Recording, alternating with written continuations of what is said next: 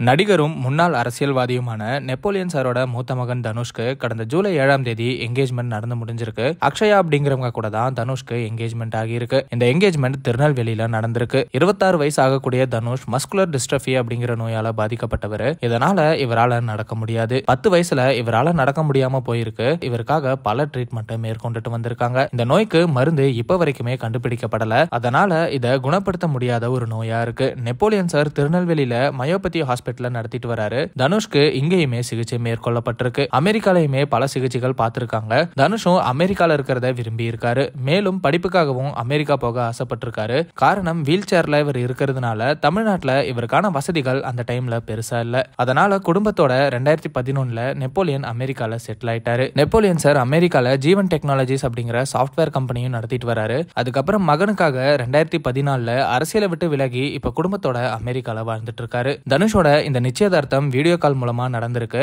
காரணம் தனுஷோட ஹெல்த் கண்டிஷனால அவர் பிளைட்ல டிராவல் பண்ணக்கூடாதான். அதனால தனுஷ் ஃபேமிலி அமெரிக்கால இருந்தே இந்த ஃபங்க்ஷன்ல கலந்துக்கிட்டாங்க. நெப்போலியன் சார் மட்டும் திருநெல்வேலி வந்து பெண் வீட்டார் கூட எல்லா சம்பிரதாயத்தையும் பண்ணியிருக்காரு. தனுஷும் அவருக்கு என்கேஜ்மெண்ட் ஆன விஷயத்த இன்ஸ்டாகிராம்ல ரொம்ப ஹாப்பியா ஷேர் பண்ணியிருக்காரு. நெப்போலியனுக்கு இப்ப பலருமே வாழ்த்துக்களை சொல்லிட்டு வராங்க. ட்ரெண்டாக் சார்பா தனுஷ்க்கு எங்களோட வாழ்த்துக்களை சொல்லிக்கிறோம்.